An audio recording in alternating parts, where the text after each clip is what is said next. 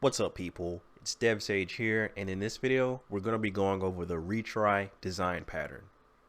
The retry pattern is a powerful design pattern that allows you to gracefully handle temporary failures in your application whenever you're making external network calls to like some external API or like a database service or some other external resource or service. The retry pattern enables you to basically retry any failed operations in your application, which can greatly improve the overall stability and resilience of your app. So let's take a look at an example.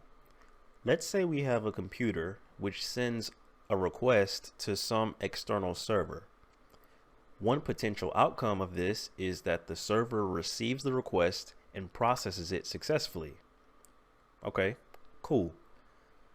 Let's say we ran another request, and in this request we run into an internet glitch which causes our connection to drop, which ultimately leads to the request not being processed successfully by the server. Not ideal. This request could be a critical step in our application to keep it running smoothly. What are our options now? Well, one of our options is we could just potentially retry sending the request to see if it passes. So let's take a look at another request, but this time we still run into some kind of failure, some temporary failure from the server that prevents it from actually succeeding. But this time we implement the retry design pattern such that if we run into a failure from the server, we could just keep retrying that request until ultimately the request passes, or until some maximum number of retry attempts is reached and we just cancel the operation altogether. Make sense? So there are a couple retry strategies that we have. The first strategy is to don't retry. So there are certain failures where it just doesn't make sense to try and do the operation over again. For example, an authentication failure caused by providing an incorrect password is not likely to succeed no matter how many times you put in the wrong password. So some operations you just want to fail immediately instead of retrying. The second retry strategy is to retry and to retry immediately. So there are some circumstances which are highly unusual. Like, for example, a network packet becomes corrupted in the middle of the request and it fails. You should be good to go ahead and just immediately retry that request, because the chances of that same failure happening again is highly unlikely. So you have the option to just retry immediately. But then you also have the option to retry after some delay of time. So for example, let's say you have some server resource that is busy handling a high volume of requests. It's getting bombarded at the moment. So any requests that you send to the server while it's being bombarded, you're just going to make the situation worse. You might not want to keep retrying immediately, but you might want to retry after some delay of time that's passed to check to see if the situation got any better. You can implement some kind of fixed time delay, or you could do something a little bit more sophisticated like an exponential backoff, where each retry delay gets longer and longer and longer. Okay, so let's jump into the code. Okay, so let's start off by writing our retry function. So let's write a function. Let's say function retry operation, and inside of this is the function that's going to be responsible for doing our retries. So one of the things we want to be able to keep track of is the current retry attempt. We want to be able to keep track of that because at some point, if we retry, we don't want to retry forever. So there needs to come a point where we need to set some kind of maximum retry attempt to say, all right, at this point, if we haven't succeeded, then just stop. But we do need to keep track of the current attempt count. So we can do that by saying let current try, and we can initialize that to 0. All right, so now we need to come down here, and we need some way to be able to implement some kind of retry loop, right? So how do we do that? Well, we can do that with an infinite loop. So we could say something like while true. This creates an infinite while loop. The condition is true and it will always be true. So what we're going to do is inside of this while loop, we're going to put any code that we want to potentially be able to retry, and we're going to make a decision. If that code executes successfully, we don't want to retry. So we're going to explicitly break out of this while loop by using the break keyword. If we determine that there's some kind of a failure, we're not going to break out of the while loop, and we're just going to retry it, and it's just going to keep going and going automatically. And we're going to do some other stuff on failures, like increment the current try count, and maybe in a real application you do some kind of logging and other error handling stuff. But right now we're just going to keep it basic. But inside of the while loop, we're going to add a try catch, right? We're doing some kind of external network call, probably in a real application. So this call could fail, so you want to wrap it in a try catch to be able to determine if, all right, we attempted this. If it threw an error, we want to be able to catch it here. So in here, inside the try, we would put any kind of external service call to some API or some other server like that, which we don't have, but we can simulate that. We can actually create a function for that will kind of simulate that external service call. So we can go down here and we can say function external service call. And then for right now, what we're going to do, we're just going to return true. We can come back and add some more cases for, like, maybe throwing an exception, or maybe returning true sometimes, or throwing an exception other times. But for right now, we're just going to return true. And up in our try, we're going to call external service call. So right now, this while loop would run, and this try would execute, and this would always return true. So the catch block would never get ran at this point. But let's go right here underneath the call, and if we get to this point in the code, we didn't throw any exceptions, so we technically succeeded, right?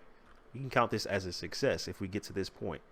So we can like console log succeeded, and then we have to break out of this while loop, right? So we can say break. Okay. So that handles calling some external service, and that handles the success case. So in the try, we make our external service call, which could pass or could fail. And if the catch doesn't run, it'll get to running this code, which ultimately indicates some kind of success. So we just break out of the while loop and continue running any other code. In the case of a failure, though, if an exception is thrown, for example, then what we need to do is we need to retry. But one of the things we need to do is we need to increment the current try count. So current try plus plus. And we can probably log the fact that we had a failed attempt. So we can say console log failed attempt. And we can put the current try count too. So we can say current try. So we'd be able to know where we're at, how many failures we have at the moment. So one of the things we want to do, though, because we don't want to just retry forever, we want to check to see if, maybe we've reached some kind of maximum retry count. So let's say we want to have a maximum retry count of 3. what we need to do is we need to check to see if the current try count is still less than the maximum try count. If it is still less than, then okay, fine, we'll just retry it. But if the current try count exceeds the maximum count, then all right, let's just break out of the while loop. This operation is probably not going to succeed. So let's say if current try is greater than or equal to 3, the maximum retry count, then we need to say, all right, we reached the maximum. So let's say console log retry maximum reached exiting, and then we can call break. Otherwise, if this condition fails, like if our current try count is still less than the maximum, then the catch will exit, and then ultimately it's just going to go back up to the top of the while loop and try again. It's going to try to call this external service. It may fail again, in which case the current try count will get incremented again. Another failure will be logged. It'll look at the current try count, compare it to the maximum, and it'll just keep that process going over and over and over. So let's save this and see what's going to happen. Oh, we actually need to call retry operation. So let's call it down here. So right now we have succeeded because, like I said earlier, we have this return true here. Our external service call is right now it's always succeeding. So we're not actually able to see what the retry logic looks like. But if we go in here and instead of returning true, we could throw some kind of error or failure. We could say throw failure. This throw would trigger this catch block to run. So as you can see, we have failed attempt 1, failed attempt 2, failed attempt 3, and then the retry maximum was reached, exiting. So what happened is it tried to call the external service, which threw a failure, which caused the catch block to run. The current try was incremented and logged. This first time. It checked to see if the current try count is less than the maximum. It is, so this line didn't run. And ultimately, it just made its way back up to the top of the while loop, this infinite while loop, and it tried it again. And because it's always going to throw a failure, it's just going to keep failing. And if I were to say increment the maximum retry count to 10, we would have 10 failed attempts, and then ultimately at the end the retry maximum would be reached and it will exit. Okay, so that's kind of a glimpse of the retry pattern in action. Now of course this isn't realistic because our service isn't going to like always fail or always succeed, so we need to add a little bit of randomness to our external service call. So let's say we have first of all, let's add the fact, like let's add a log to say like calling external service here. And then what we can do is we can add like a math.random here to determine, whether it should pass or whether it should fail. So we can create a Boolean called should pass, and we can set it to math.random less than 0.5. And so what this will do is math.random is going to return a number between 0 and 1, and it could be that that number is less than 0.5 or it could be greater than 0.5, kind of that midpoint. So based off of this variable, we could say if should pass, we can just return true. That would indicate our service returned successfully. Else we can throw failure, which would basically trigger a retry. So with our retry, with our maximum attempt count at 10, let's see how many times it takes to either fail or succeed. Okay, so in this case, we called the service once, we failed once, we called the service again, and we succeeded on the second time. So let's try running it again. Again, looks like we only took 2 attempts. This time, we succeeded on the very first time. Let's call it again. Another 2 attempts. This time, it looks like we have 1, 2, 3, 4 failed attempts, and on the 5th attempt, it succeeded successfully. Let's try one more. On this last time, looks like it succeeded on the first time. So this is just kind of a glimpse of the retry pattern. I hope you can see what's going on here. We can create this kind of retry mechanism using this kind of looping structure that allows us to execute code over and over and over again, and only break out of that loop if certain conditions are met. And with this kind of randomness factor, we can kind of simulate how a service could experience some kind of interruption or failure that would cause us to want to retry. So right now we're using the immediate retry method. So I want to show you how we could implement a sort of fixed time delay. So at this point, I'm going to paste in some code, and you don't have to worry about how this code works at the moment. Just know that this is going to be a sleep function that we're going to use to simulate time delays in between our retries. So like I said, you don't have to worry about specifically how it works, but if you're curious, this is how we're going to use it. So we're going to say await sleep, and we're going to pass in some time delay. Let's say 3000 milliseconds. So what JavaScript is going to do is it's going to see this keyword await, and it's going to say, okay, I see this await keyword. I'm going to wait until this sleep function's promise is resolved, and then I'm going to continue.